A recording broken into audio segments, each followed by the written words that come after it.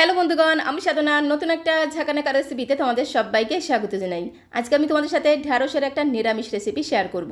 যারা ঢ্যাঁড়স খেতে ভীষণ পছন্দ করে তাদের তো এই রেসিপিটা ভীষণ ভালো লাগবে, আর যারা ঢ্যাঁড়স খেতে একদমই পছন্দ করে না তারাও যদি এইভাবে ঢ্যাঁড়স রান্না করে খায়, স্বাদ একদম মুখে লেগে থাকবে। খেতে এতটাই টেস্টি হয়, একবার বানিয়ে খেলে বারবার বানিয়ে খেতে ইচ্ছে করবে। তো রেসিপিটি বানানোর জন্য এখানে দেখো আমি নিয়েছি 300 গ্রাম ঢ্যাঁড়স, একদম কচি কচি টাটকা টাটকা ফ্রেশ ঢ্যাঁড়স। ঢ্যাঁড়সগুলোকে প্রথমে 3-4 বার একটু বেশি বেশি করে জলের মধ্যে ধুয়ে নিতে হবে। ঢ্যাঁড়সের গায়ে অনেক নোংরা ধুলোবালি থাকে, পোকামাকড়ও লেগে থাকে, তো তার জন্য খুব ভালো করে ঢ্যাঁড়সটাকে এইভাবে 3-4 বার খুব ভালো করে জল দিয়ে ধুয়ে নিতে হবে। তো বন্ধুগণ, তোমরা চাইলে কিন্তু এই ঢ্যাঁড়সগুলোকে আধা ঘন্টা জলের মধ্যে ভিজিয়ে রাখতে পারো, কারণ ঢ্যাঁড়সে অনেক কীটনাশক ব্যবহার করা হয়। আধা ঘন্টা বা 1 ঘন্টা জলের মধ্যে ভিজিয়ে রাখার পরে 3-4 বার খুব ভালো করে জল দিয়ে ধুয়ে তারপরে ঢ্যাঁড়সগুলোকে এরকম একটা পরিষ্কার সুতির কাপড় দিয়ে খুব সুন্দর করে মুছে নিতে হবে, যাতে ঢ্যাঁড়সের গায়ে একটুও জল না থাকে। সমস্ত ঢ্যাঁড়সগুলোকে একদম ঝাঁকানাকা করে, মানে ঝটপট করে দেখো খুব সুন্দর করে মুছে নিয়েছি। ঢ্যাঁড়সের গায়ে কিন্তু একটুও জল নেই। এই টেকনিক ফলো করে তোমরাও যদি ঢ্যাঁড়স রান্না করো, তোমাদের রান্নাটাও কিন্তু একদম পারফেক্ট হবে আর খেতেও কিন্তু দারুণ লাগবে। তো তারপর একটা ছুরির সাহায্যে ঢ্যাঁড়সগুলোকে ঠিক এইভাবে একটু ছোটো ছোটো পিস করে কেটে নেব। তোমরা চাইলে কিন্তু গোটা গোটাও রান্না করতে পারো, তাতে কোনো সমস্যা নেই। ঠিক এইভাবে ঢ্যাঁড়সগুলোকে কেটে নিতে হবে, তাহলে ঢ্যাঁড়সের মধ্যে যদি কোনো পোকামাকড় থাকে সেটাও কিন্তু দেখা যাবে। ঠিক এইভাবে দেখো সমস্ত ঢ্যাঁড়সগুলোকে কেটে আমি একটা বোলের মধ্যে তুলে নেব। তো সমস্ত ঢ্যাঁড়সগুলোকে খুব সুন্দর করে কেটে একটা বোলের মধ্যে তুলে নিয়েছি। আর এখানে দেখো নিয়েছি একটা ছোট্ট বাটি, তার মধ্যে আমি 1 চামচ ভর্তি করে দিয়ে দেবো কালো সর্ষে। তোমরা চাইলে কিন্তু হলুদ সর্ষেও দিতে পারো, তাতেও কিন্তু কোনো সমস্যা নেই। সাথে দিতে হবে ওই চামচেরই 1 চামচ ভর্তি করে পোস্ত, আর আমি এর মধ্যে দিয়ে দেবো সাদা তিল। ঢ্যাঁড়স রান্নাতে এইভাবে একবার সাদা তিল রান্না করে খেয়ে দেখতে পারো, খেতে কিন্তু দারুণ টেস্টি হয়। তো ওই চামচেরই 1 চামচ ভর্তি করে দিয়ে দিলাম সাদা তিল, 1 চামচ কালো সর্ষে, 1 চামচ পোস্ত, তার সাথে 1 চামচ দিয়ে দিলাম সাদা তিল। আর এখানে আমি প্রায় 8-10টার মতো নিয়েছি কাজু বাদাম। কাজু বাদামের পরিবর্তে তোমরা কিন্তু 4 মগজও দিতে পারো। হাতের কাছে যদি কাজু বাদাম না থাকে সেক্ষেত্রে 4 মগজ দিলেও কিন্তু খেতে দারুণ লাগবে। দিয়ে দিলাম মাত্র 2টো কাঁচা পাকা লঙ্কা। তারপরে সামান্য পরিমাণে জল দিতে হবে, মানে মিক্সিং জারে পেস্ট করতে যতটা জল লাগবে ততটা পরিমাণে জল দিয়ে খুব ভালো করে ঘোটানাটা করে মশলাগুলোকে একটু জলের মধ্যে 5 মিনিটের জন্য ভিজে রেখে দেবো। তাহলে বেশ কাজু বাদাম, এই সর্ষে, পোস্ত, সাদা তেলটা একটু নরম হয়ে যাবে, মিক্সিং জারে পেস্ট করে নিতে সুবিধা হবে। ততক্ষণে আমি একটু বেসনের ব্যাটার তৈরি করে নেব। তার জন্য দেখো আরেকটা মিক্সিং বোল নিয়েছি, তার মধ্যে আমি দিয়ে দেবো 2 চামচ ভর্তি করে বেসন। একটু বড় চামচ নিয়েছি, সেই চামচে 2 চামচ ভর্তি করে দিয়ে দিলাম বেসন।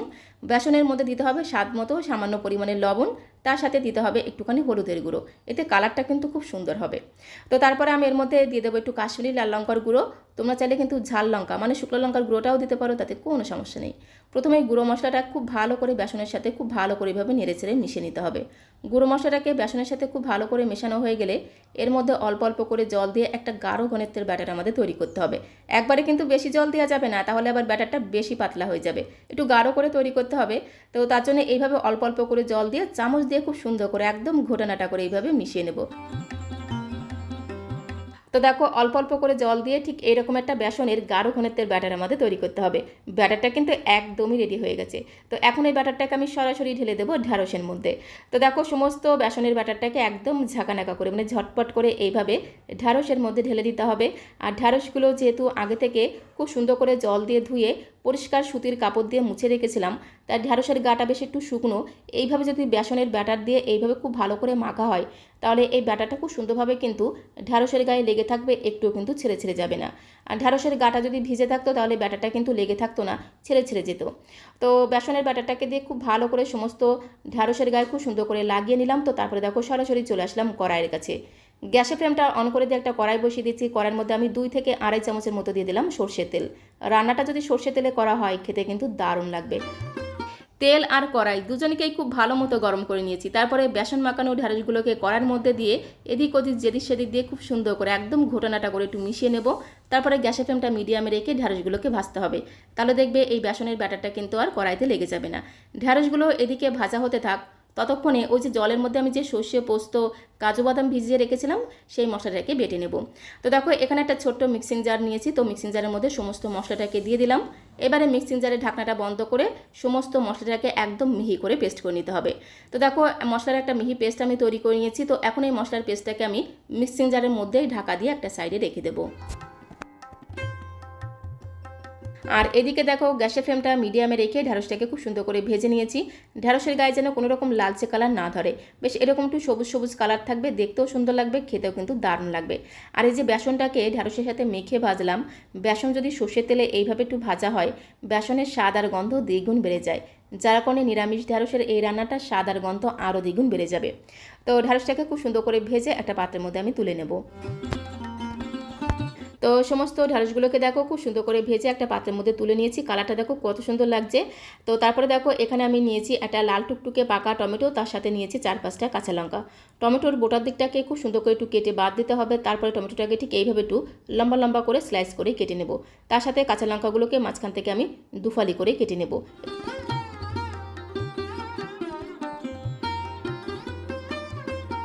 তো টমেটো আর কাঁচা লঙ্কাগুলোকে দেখো খুব সুন্দর করে কেটে নিয়েছি। তো তারপর আমি সরাসরি চলে আসলাম কড়াইয়ের কাছে। গ্যাসের ফ্লেমটা অন করে দিয়ে একটা কড়াই বসিয়ে দিয়েছি। কড়াইটা যখন খুব ভালো মতো গরম হয়ে গেছে, কড়াইয়ের মধ্যে আমি 2 থেকে আড়াই চামচের মতো দিয়ে দিলাম সর্ষের তেল। তেলটা যখন খুব ভালো মতো গরম হয়ে যাবে, একটা শুকনো লঙ্কা ফোড়ন দিয়ে দিলাম। শুকনো লঙ্কার ভাজা ঘ্রাণটা কিন্তু দারুণ লাগবে।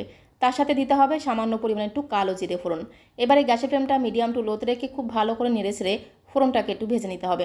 যখন এই ফোড়ন থেকে খুব সুন্দর একটা ভাজা গ্রান বেরিয়ে এসেছে, তখন আমি এর মধ্যে কেটে রাখা টমেটোর টুকরোগুলোকে দিয়ে খুব ভালো করে ঘোটানাটা করে একটু মিশিয়ে নেব। টমেটোগুলোকে দিয়ে খুব ভালো করে একটু মেশানো হয়ে গেলে এর মধ্যে আমি স্বাদ মতো লবণটা একবারেই দিয়ে দিলাম। একটু লবণ দিয়ে টমেটোগুলোকে নেড়ে ছেড়ে ভাজতে ভাজতে দেখবে টমেটোগুলো কিন্তু অনেকটাই নরম হয়ে যাবে। তো তার জন্য একবারে আমি স্বাদ মতো লবণটাকে দিয়ে খুব ভালো করে নেড়ে ছেড়ে টমেটোটাকে একটু ভেজে নেব। তো টমেটোগুলো দেখো বেশ একটু নরম হয়ে গেছে। তো এখন আমি এর মধ্যে মিক্সিং জারে বেটে রাখা মশলাটা দিয়ে দিলাম। মিক্সিং জারের মধ্যে আমি সর্ষে, পোস্ত, কাঁচা লঙ্কা, সাদা তিল আর কাজু বাদাম দিয়ে একসাথে মিহি করে পেস্ট করে রেখেছিলাম, সেই মশলাটা দিয়ে দিলাম। এর মধ্যে যেহেতু কাজু বাদাম বাটা দেওয়া আছে, গ্যাসের ফ্লেমটা মিডিয়াম টু লোতে রেখে মেশাতে হবে। গ্যাসের ফ্লেমটা কিন্তু বাড়ানো যাবে না, যেহেতু কাজু বাদাম বাটা দেওয়া আছে, কড়াইতে লেগে লেগে যেতে পারে, তাই কন্টিনিউ নাড়াচাড়া করে মিশিয়ে নিতে হবে। তো মশলাটাকে দিয়ে খুব ভালো করে একটু ঘোটানাটা করে মেশানো হয়ে গেলে এর মধ্যে আমি দিয়ে দিলাম পরিমাণ মতো একটু হলুদের গুঁড়ো। তারপরে মিক্সিং জারটা ধুয়ে সামান্য পরিমাণে জল আমি দিয়ে দিলাম। এবারে গ্যাসের ফ্লেমটা মিডিয়াম টু লোতে রেখে আরও বেশ কিছু সময় ধরে খুব ভালো করে মশলাটাকে একটু কষিয়ে নেব, যতক্ষণ না এই সর্ষে, পোস্ত, কাঁচা লঙ্কা এগুলো কাঁচা গন্ধটা একটু চলে গিয়ে খুব সুন্দর একটা ভাজা গ্রান বেরিয়ে আসছে, ততক্ষণ অবধি কিন্তু কন্টিনিউ এইভাবে নাড়াচাড়া করে একটু মশলাটাকে কষিয়ে নিতে হবে। মশলাটাকে দেখো খুব সুন্দর করে কষিয়ে নিয়েছি, মশলা থেকে খুব সুন্দর একটা ভাজা গ্রান বেরিয়ে এসেছে। তো তখন আমি এর মধ্যে পরিমাণ মতো অ্যাড করে দেবো জল। তো বন্ধুগণ, ঢ্যাঁড়সের এই নিরামিষ রেসিপিটা যদি একটু মাখো মাখো করে রান্না করা হয়, তাহলে দেখবে গরম গরম ভাত, রুটি, পরোটা যা দিয়েই খাবে সব কিছুর সঙ্গে খেতে দুর্দান্ত টেস্টি লাগবে। তো সেই আন্দাজে এখানে আমি জলের পরিমাণটা অ্যাড করে দিলাম। তারপরে খুব ভালো করে মিশিয়ে নিয়ে এর মধ্যে 1/2 চামচ দিতে হবে চিনি। যেহেতু নিরামিষ রান্না, একটু চিনি দিলে বেশ একটু হালকা মিষ্টি মিষ্টি খেতে হবে, খেতে কিন্তু দারুণ লাগবে। 1/2 চামচের মতো চিনি দিয়ে খুব ভালো করে মেশানো হয়ে গেলে একটু ধামাচাপা দিতে হবে, মানে ঢাকনাটা বন্ধ করে গ্যাসের ফ্লেমটা মিডিয়াম টু লোতে রেখে 6-7 মিনিট সময় ধরে ঝোলটাকে খুব ভালো করে ফুটিয়ে নেব। তো গ্যাসের ফ্লেমটা মিডিয়াম টু লোতে রেখে 6-7 মিনিট সময় ধরে ঝোলটাকে একটু ঢাকা দিয়ে দিয়ে রান্না করে নিলাম। ঝোলটা দেখো অনেকটাই কিন্তু কমে গেছে, মানে শুকিয়ে গেছে। তো এখন আমি এর মধ্যে আগে থেকে ভেজে রাখা ঢ্যাঁড়সগুলোকে দিয়ে দেবো। ঢ্যাঁড়সগুলো দিয়ে খুব বেশি সময় ধরে রান্না করব না, জাস্ট 2 থেকে 3 মিনিট সময় ধরে একটু রান্না করলেই কিন্তু হবে। যেহেতু ঢ্যাঁড়সগুলো আগে থেকে খুব সুন্দর করে ভাজা আছে, তাই খুব বেশি সময় ধরে রান্না করার কোনো প্রয়োজন নেই। ঢ্যাঁড়সগুলোকে দিয়ে খুব ভালো করে একটু ঘোটানাটা করে মিশিয়ে নিয়ে এবারে আরও একবার একটু ধামাচাপা দিতে হবে, মানে ঢাকনাটা বন্ধ করে গ্যাসের ফ্লেমটা মিডিয়াম করে দিয়ে জাস্ট 2 থেকে 3 মিনিট সময় ধরে ঢ্যাঁড়সটাকে একটু রান্না করে নিতে হবে। তো আরও 2 থেকে 3 মিনিট সময় ধরে ঢ্যাঁড়সটাকে রান্না করে নিয়েছি। আর এর মধ্যে যেহেতু বেসনের ছোটো ছোটো টুকরোগুলো ছিল, গ্রেভিটা বেশ একটু গাঢ় হবে, খেতেও কিন্তু দারুণ টেস্টি হবে। নামানোর আগে এর মধ্যে আমি যে 4-5টা কাঁচা লঙ্কাকে মাঝখান থেকে দুফালি করে কেটে রেখেছিলাম, সেই কাঁচা লঙ্কাগুলোকে দিয়ে দিতে হবে। তার সাথে দিতে হবে বেশ কিছুটা ফ্রেশ ধনেপাতা কুচি। তো কাঁচা লঙ্কা আর ধনেপাতা কুচি দিয়ে মিনিটখানেক সময় ধরে খুব ভালো করে একটু নেড়েচেড়ে মিশিয়ে নেব। তো দেখো খুব সুন্দর করে এইভাবে একটু নেড়েচেড়ে মিশিয়ে নিতে হবে। আর আজকে আমি তোমাদের সাথে যে পদ্ধতিতে ঢ্যাঁড়সের নিরামিষ রেসিপি শেয়ার করলাম, এইভাবে তোমরা একবার ঢ্যাঁড়স রান্না করে খেয়ে দেখতে পারো, খেতে এতটাই টেস্টি হয়, গরম গরম ভাত, রুটি, পরোটা সব কিছুর সঙ্গে খেতে দুর্দান্ত লাগে। তো গ্যাসের ফ্লেমটা বন্ধ করে দিলাম। এখন এই ঢ্যাঁড়সটাকে একটা বোলের মধ্যে আমি সার্ভ করে দেবো। আর সার্ভ করতে করতে তোমাদের কাছে রিকোয়েস্ট করবো, আজকের এই নিরামিষ ঢ্যাঁড়সের রেসিপিটা তোমাদের কাছে কেমন লাগলো অবশ্যই কমেন্ট বক্সে লিখে জানিও। ভালো লাগলে একটা লাইক আর শেয়ার করে দেওয়ার অনুরোধ রইল। আর নতুন বন্ধু হয়ে থাকলে চ্যানেলটিকে সাবস্ক্রাইব করে দিয়ে পাশে থাকার অনুরোধ রইল। তাহলে যখন এরকম সুন্দর সুন্দর নতুন নতুন রেসিপি আপলোড করব, সঙ্গে সঙ্গে নোটিফিকেশন আগে তোমার কাছে পৌঁছে যাবে। তো আজকের মতো এই পর্যন্ত, সবাইকে অসংখ্য ধন্যবাদ।